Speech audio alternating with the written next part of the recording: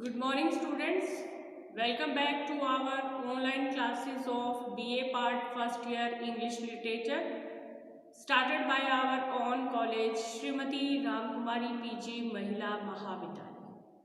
Students, previous class में अपनी poem A Song for Saint Cecilia's Days चल रही थी और इसको हम कंटिन्यू करते हैं अब आगे। यहाँ तक मैंने आपको करवा दिया था कि when Jubal struck the corded shell, his listening brethren stood around and wondering on their faces fell. यहाँ तक। Next है to worship that celestial sound. Celestial.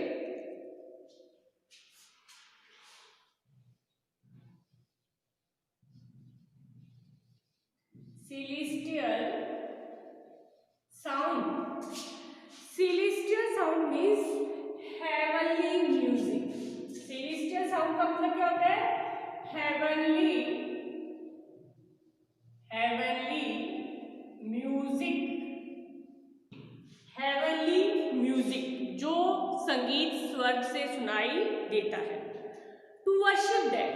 यहाँ पोइट कह रहा है कि उसका मन कर रहा है कि वो उसकी वर्शिप करे. वर्शिप यानी उसकी पूजा करे. किसकी पूजा करे? हेवनली म्यूजिक की, जो स्वर्ग से संगीत सुनाई दे रहा है. ऐसा लग रहा है कि मानो कि कोई वर्शिप कर रहा है, यानी पूजा प्रार्थना कर रहा है. Less than a god they thought there could not dwell. Less than a god, ऐसा लगता है कि हम कह रहे हैं कि हम ये सोचते हैं कि भगवान नहीं है. कह रहे हैं लेस देन ए गॉड. ऐसा नहीं लगता कि भगवान नहीं है. दो there could not dwell. Dwell का मतलब होता है टू लिव. ड्वेल का मतलब क्या होता है? To live. कि ऐसा लगता है मानो भगवान वहां पे निवास कर रहा है. देखो उसने नेगेटिव सेंटेंस बनाया है. कह रहे less than a god they thought there could not dwell within the hollow of that shell. Hollow का मतलब होता है खोखला. होलो का मतलब क्या होता है? खोखला. ठीक है. Within the hollow of that shell that spoke so sweetly and so well. और कह रहे हैं वो आवाज. कौन सी आवाज? संगीत की आवाज. कह रहे that spoke so sweetly and so well, यानी वो आवाज बहुत मीठी और अच्छे तरीके से सुनाई दे रही है. क्योंकि बिल्कुल ऐसा लग रहा है जैसे स्वर्ग से ये आवाज सुनाई दे रही है. इस संगीत की आवाज स्वर्ग से आ रही है.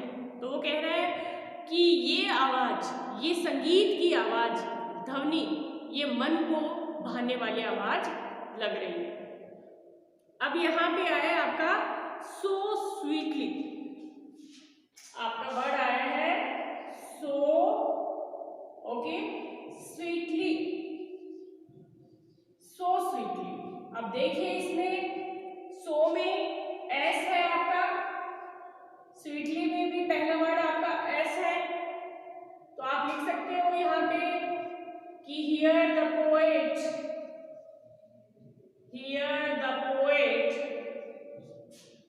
uses alliteration.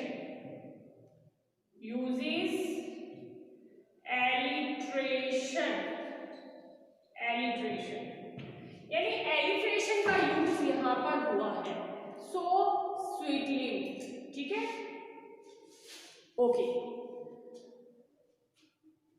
नेक्स्ट लाइन है what passion cannot music raise and quell. Here this line also repeat second time. ठीक है ना. यहाँ पे फिर से ये लाइन रिपीट हो रही है आपकी कि what passion cannot music raise and quell. ऐसी कौन सी भावना है जो संगीत उत्पन्न नहीं कर सकता या शांत नहीं कर सकता. प्रीवियस पीरियड में आपको मैंने बताया था रेज एंड क्वेल का मतलब बताया था ना. रेज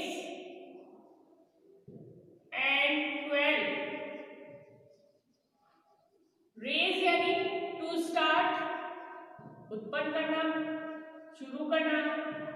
एंड क्वेल का मतलब होता है शांत करना, टू स्टॉप, टू स्टॉप या टू काम डाउन भी हो सकता है इसका मतलब, टू काम डाउन, शांत करना।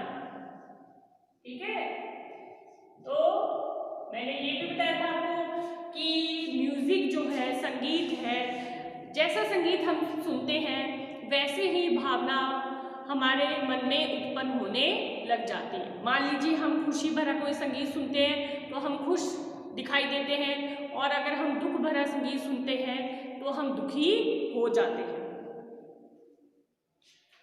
अब वो कह रहा है द ट्रम्पेट्स, ट्रम्पेट्स किसको बोलते हैं?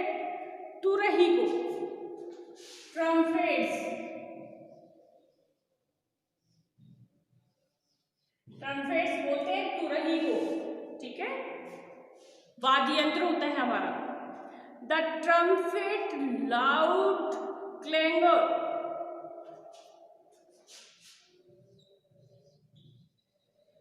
क्लैंगर का मतलब होता है कर्कश आवाज। क्लैंगर का क्या मतलब होता है? कर्कश आवाज। ठीक है ना। द ट्रम्पेट्स लाउड क्लैंगर कह रहा है जब हम तुरही को बजाते हैं तो उसमें से कर्कश आवाज या ध्वनि पैदा होती है। ठीक है। Excites us to arms, excite का मतलब होता है उत्साहित करना।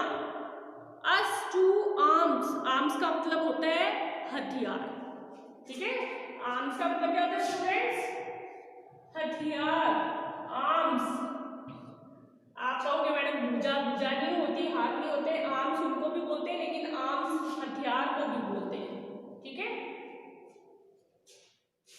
कह रहा है जब तुरही बजती है, the trumpet loud clangour excite us to arms, यानी जब तुरही बजती है और उस तुरही में से एक ऐसी कर्कश आवाज निकलती है तो वो हमें उत्साहित करती है। क्या करने के लिए? हथियार उठाने के लिए, है ना। जब तुरही बजाई जाती है तो जो सेना होती है या कोई व्यक्ति होता है वो उत्साहित हो जाता है और अपने हथियार उठा लेता है लड़ने के लिए। With Srila notes of anger, Srila notes of anger, और उसमें से कर्कश ध्वनि निकलती है। किसकी? एंगर क्या होता है? गुस्सा। एंगर होता है गुस्सा। ठीक है, with Srila notes of anger and मॉर्टल alarms, मॉर्टल alarms का मतलब होता है जीवन का भय। मॉर्टल अलार्म्स, मॉर्टल अलार्म्स का मतलब होता है जीवन का भय। ठीक है, जैसे हमें जीवन में हमेशा भय सताता रहता है कि कहीं से भी हमारे जो दुश्मन है वो हम पर आक्रमण कर सकते हैं, तो हर व्यक्ति को जीवन का भय सताता है। कह रहा है जब तुरही बजती है तो उसमें से कर्कश ध्वनि निकलती है और वो ध्वनि हमें उत्साहित करती है। क्या करने के लिए? हथियार उठाने के लिए प्रोत्साहित करती रहती है। और कह रहे हैं कि उसमें से कर्कश गुस्से की भावना निकलती है और प्रत्येक व्यक्ति को क्या है? मॉडल क्या होता है? ह्यूमन बींग्स बोलते हैं हम। अलार्म्स यानी जीवन का भय सताता रहता है। ये सत्य भी है क्योंकि हम मनुष्य क्या है? एक प्राणी है और हमारे बहुत सारे शत्रु बन जाते हैं। बहुत सारे शत्रु यानी ये जरूरी नहीं है कि हम किसी से लड़े तो ही शत्रु बने। आज के जीवन में छोटी छोटी बातों के लिए एक व्यक्ति दूसरे व्यक्ति का शत्रु बन जाता है। मान लो किसी ने बहुत ज़्यादा प्रोग्रेस कर ली तो दूसरे व्यक्ति उससे जलने लग जाते हैं तो वो अपने आप ही शत्रु बन जाते हैं। तो वो कह रहा है हर व्यक्ति को जीवन का भय सताता रहता है। आगे कह रहा है the double double double beat, very important line है। ठीक है, इसको मैं लिख रही हूं यहाँ पे, आप लोग देखना।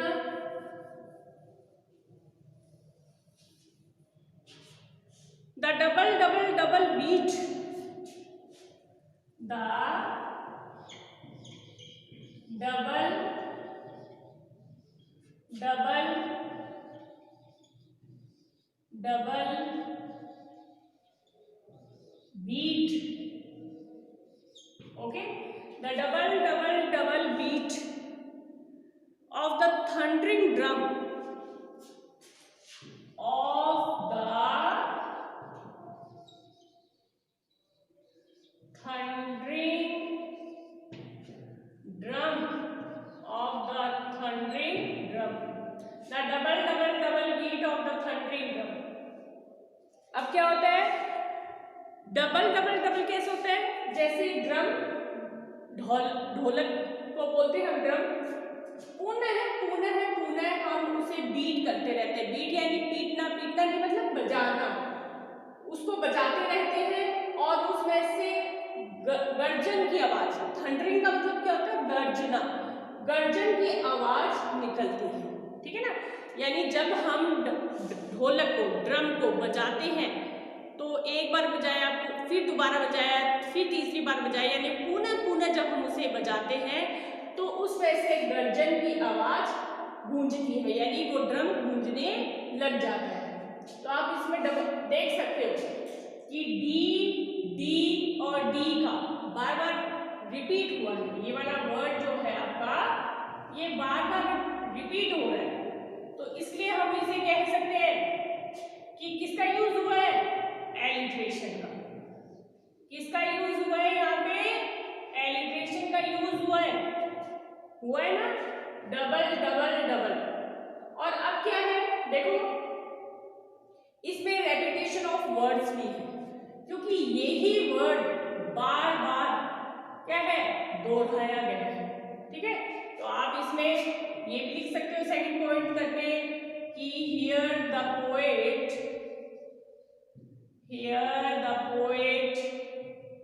also uses repetition of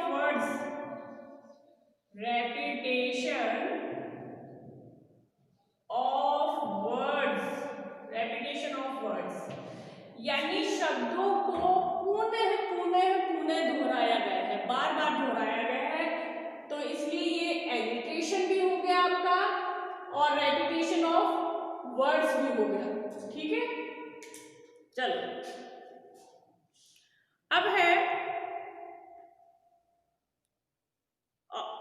cries her the foes कम। ठीक है, थोड़ा लिख के बताऊंगी, यहां से इंपॉर्टेंट है इसलिए इन लाइनों को रब करके लिख के बताते हैं आपको। Cries her the foes come, cries her the foes come. Okay, cries her the foes come. Cries, cries का मतलब होता है चिल्लाना। क्या होता है? चिल्लाना, यानी एक व्यक्ति दूसरे व्यक्ति को चिल्ला कर कहता है। क्या कहता है? हर, हर का मतलब होता है लिसन। हर का मतलब क्या होता है? लिसन, कि सुनो। द फोज, फोज का मतलब होता है एनिमी। एनिमी कम यानी आना, यानी वो ये कहना चाह रहा है कि जब तुरही बजती है और उसमें से कर्कश आवाज निकलती है तो ये आवाज हमें संबोधित करती है। क्या संबोधित करती है? कि हथियार उठा लो। ठीक है, लेकिन जब ड्रम बजता है, ढोलक बजता है और ये पुनः पुनः बजता है तो इसका मतलब ये होता है कि हमें क्या करना चाहिए? कि सावधान होना चाहिए, क्योंकि दुश्मन आने वाला होता है। ये ड्रम जब बजता है तो ये हमें ये संकेत देता है कि एनिमी यानी दुश्मन आने वाला है। ठीक है, तो यही उसने बताया क्राइज, यानी मान लो एक व्यक्ति दूसरे व्यक्ति को चिल्ला कर कहता है। हर यानी लिसन होता है, इसका मतलब कि सुनो। द फोर्स कम, दुश्मन आ गए हैं। ठीक है, और हमें लड़ने के लिए, युद्ध करने के लिए तैयार होना चाहिए। ओके, नेक्स्ट है charge charge, it's too late to retreat. Charge charge, it's too late to retreat. देखो अगली लाइन है जस्ट आपकी, charge charge charge charge, okay. It is too late to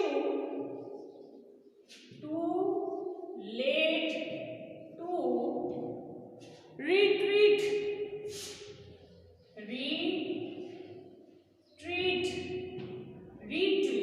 okay.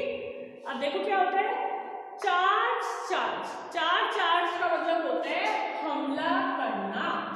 Charge charge का मतलब क्या होता है, हमला करना। जब हम किसी के ऊपर हमला करते हैं, देखो इट इज को कैसे लिखा गया है आप देख सकते हैं, TIS लिखा गया है, यानी इट इज टू लेट कि बहुत देरी हो गई है। टू रिट्रीट, रिट्रीट का मतलब होता है पीछे हटना। क्या, पीछे हटना, ठीक है ना। तो आप देखो स्टूडेंट्स, आप समझ सकते हो कि वो हमें किस प्रकार से वाद्य यंत्रों के बारे में एक एक करके बताए जा रहे हैं। यानी सबसे पहले उसने तुरही के बारे में बताया कि तुरही जब बजती है तो उसमें से कर्कश आवाज निकलती है, और वो आवाज हमें ये उत्साहित करती है कि हमें हथियार उठा लेना चाहिए, किसके लिए, युद्ध के लिए, ठीक है। फिर उसने बताया कि ड्रम जब बजता है तो उसकी जोर जोर से आवाज निकलती है, ठीक है ना। डबल डबल डबल बोला है उसने, जोर जोर से आवाज निकलती है, और उस ड्रम की आवाज गर्जन के समान सुनाई देती है, ठीक है। और वो कह रहा है कि ये आवाज हमें इस बात का संकेत देती है कि हमें सावधान हो जाना चाहिए, क्योंकि जो शत्रु हैं, जो दुश्मन हैं, वो बहुत हमारे नज़दीक पहुंच गए हैं और वो कभी भी हमारे ऊपर हमला कर सकते हैं। फिर नेक्स्ट लाइन है आपकी, charge charge, it is too late to retreat, ठीक है। तो इसमें वो हमें कह रहा है कि अब हमें बिना सोचे समझे सामने वाले पर हमला करना चाहिए। चार्ज चार्ज लिखा है ना मैंने, चार्ज चार्ज का मतलब होता है हमला करना, और ये भी बता रहा है it is too late to retreat, कि अब बहुत देरी हो गई है, हमें पीछे नहीं हटना चाहिए। क्योंकि आप लोग अच्छे तरीके से जानते हो, मान लो जब हम युद्ध के लिए तैयार हैं और सामने से दूसरा व्यक्ति युद्ध के लिए आ भी जाता है और अगर हम पीछे हटते हैं तो भी वो हमें क्या है, हमारे ऊपर हमला बोल देता है। तो वैसे ही ठीक बता रहा है हमारा कौन, जॉन राइटर, कि अब पीछे हटना क्या है, गलत होगा, क्योंकि सामने से दुश्मन आ गया है और वो हमारे ऊपर कभी भी हमला कर सकता है, ठीक है। अब हम इसमें देखते हैं चार्ज चार्ज।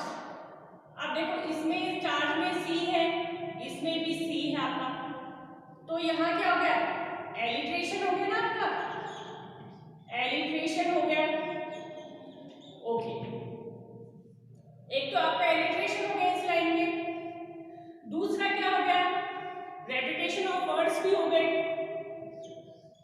रेपिटेशन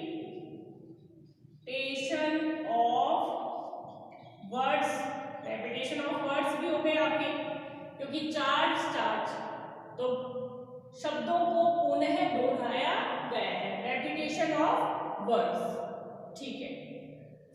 अब आप लिखोगे, देखो एलिट्रेशन है, एग्जाम के अंदर आप लिखोगे कि एलिट्रेशन का किन शब्दों में यूज हुआ है। यहां आप दिखा दोगे चार्ज चार्ज, चार्ज चार्ज में आपका एलिट्रेशन का यूज हुआ है। अब आपने बताया कि ये रेपिटेशन ऑफ वर्ड्स भी है, तो किसमें रेपिटेशन ऑफ वर्ड्स आया है, दोबारा यही वर्ड लिख दो कि चार्ज चार्ज में क्या हुआ है, रेपिटेशन ऑफ वर्ड्स भी हुआ है, ठीक है, ओके। अब है it is too late to retreat, ठीक है। तो इसमें कहीं अपना मिल रहा है क्या, एलिट्रेशन नहीं है, क्योंकि यहाँ T है, यहाँ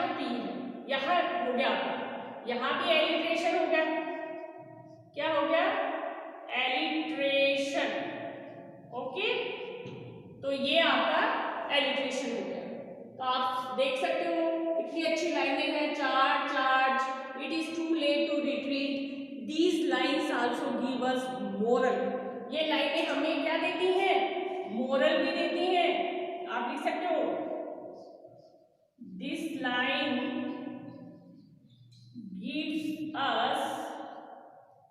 gives us a moral नैतिक चीजों के बारे में बताती है कि अगर दुश्मन हमारे सामने आ जाता है और ठीक उसी समय अगर हम पीछे हटने की कोशिश करते हैं तो ये हमारे लिए क्या है, घातक है, क्योंकि दुश्मन हमें क्या है, वापिस कभी जिंदा नहीं जाने देता। इससे अच्छा तो वो हमें क्या समझा है कि इससे अच्छा तो ये है कि हमें सामने वाले के ऊपर हमला कर देना चाहिए, पीछे हटने की बजाय हमें सामने वाले के ऊपर हमला कर देना चाहिए, क्योंकि अगर ठीक दुश्मन हमारे सामने खड़ा है और उस समय हम पीछे हटने की कोशिश करते हैं तो ये हमारी मूर्खता है। ठीक है, तो स्टूडेंट्स आज के लिए इतना ही। Thanks and I hope that you understood it very well. और अगर आपको कहीं दिक्कत आए या समस्या आए तो आप दोबारा पूछ सकते हैं। ठीक है, thanks and have a nice day.